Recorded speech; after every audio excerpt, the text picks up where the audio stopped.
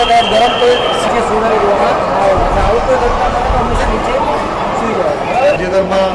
જે યુદ્ધની પરિસ્થિતિ નિર્માણ થઈ છે અને આપણા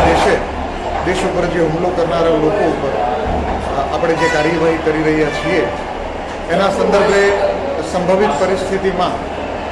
કેવી રીતે આપણે બચાવ કરવો એ માટેની લોકોને જાણકારી મળે અને ખાસ કરીને જાહેર સ્થળે આવી કોઈ ઘટના બનવા પામે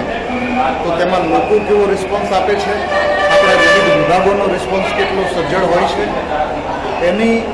માપ કાઢવા માટે અને લોકોને ઘટનાને પ્રત્યે કેવો રિસ્પોન્સ આપવો એનાથી માહિતગાર કરવા માટે આજે આપણા ફાયર અને ઇમરજન્સી ડિપાર્ટમેન્ટ દ્વારા એક મોક ડ્રીલનું આયોજન કરવામાં આવ્યું હતું. આ મોક ડ્રીલમાં આયોજન દરમિયાન જે ફાયર ડિપાર્ટમેન્ટ, પોલીસ ડિપાર્ટમેન્ટ, 108નું ડિપાર્ટમેન્ટ આ બધા દ્વારા જે રિસ્પોન્સ આપવામાં આવેલો છે એ ઘણો પ્રોમ્પ્ટ રિસ્પોન્સ છે, તુરંતનો રિસ્પોન્સ છે અને આ મોક ડ્રીલ પતી ગયા બાદ લોકોને જે આપણે જાણકારી આપવામાં આવી છે એનાથી એવો સારી રીતે માહિતગાર બનેલા છે અને આ જ પ્રકારના આપણે અમુક વધારાના કાર્યક્રમો પણ જુદા જુદા સ્થળે કરવા માગીએ છીએ.